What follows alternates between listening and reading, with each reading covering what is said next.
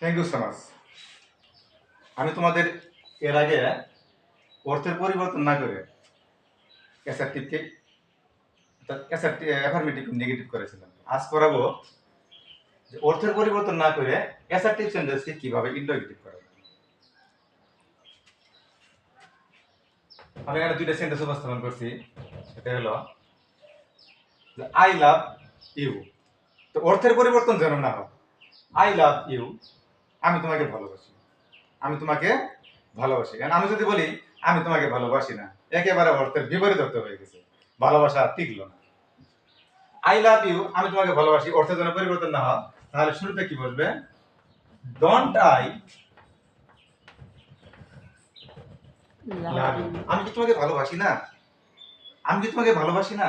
I love you, আমি তোমাকে ভালোবাসি। ডোন্ট আই লাভ ইউ, আমি কি তোমাকে ভালোবাসি না? ইন্টারোগেটিভ হয়েছে। আবার এই ইন্টারোগেটিভটাকে জোর দেওয়ার জন্য শুরুতে কি করছে? ডোন্ট করছে। ডোন্ট আই লাভ ইউ, আমি কি তোমাকে ভালোবাসি না?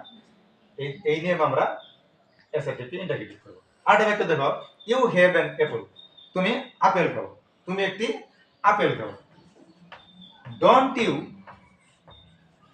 ইউ হ্যাভ অ্যান অ্যাপল, তুমি কি একটি আপেল খাও না? তুমি কি একটি আপেল খাও না? আমরা সাধারণত বলে থাকি যে আমরা কি আপেল খাই না, আমরা কি কমলা খাই না, আমরা কি ফলমূল খাই না, আমরা কি ভালোভাবে পড়ালেখা করি না, আমরা কি এই করি না সেই করি না, আমরা কি এই কাজ করি না। এই কথাটার মধ্যে না আছে, কিন্তু আসলে এখানে না না, এটা কথাটা স্বীকারোক্তি বোঝাইছে, বা স্বীকারোক্তি কথাটাকে জোর দিয়ে বোঝাইছে। আমরা কি এটা করি না, আমরা কি সেটা করি না, আমরা কি ভাত খাই না। তবে এখানে কথা হলো যে ডনটা কোথা থেকে আসলো? এই ডনটা কোথা থেকে আসলো? এই ডন কথাটা আসলো যে আমরা সকলে ভার্ব চিনি। ভার্ব মানে হলো ক্রিয়া। এই ভার্বের তিনটে রূপ আছে। এটা হলো present form, past form, past participle. আর প্রেজেন্ট ফর্মকে বলি ভার্বের 1, পাস্ট ফর্মকে বলি ভার্বের 2, আর পার্টিসিপলকে বলি ভার্বের 3।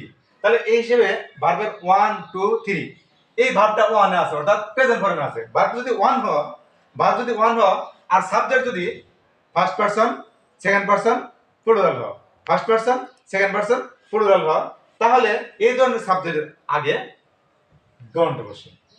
তাহলে কি বুঝলাম না আমরা?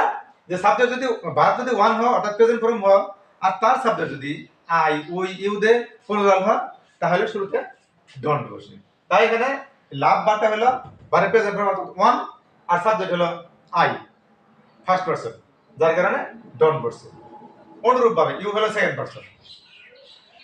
পারসন, এবার এই হ্যাভ বারটা কি আছে? 1 এ আছে, তার জন্য ডন্ট বসে। আশা করি বুঝতে পারছো। Thank you so much.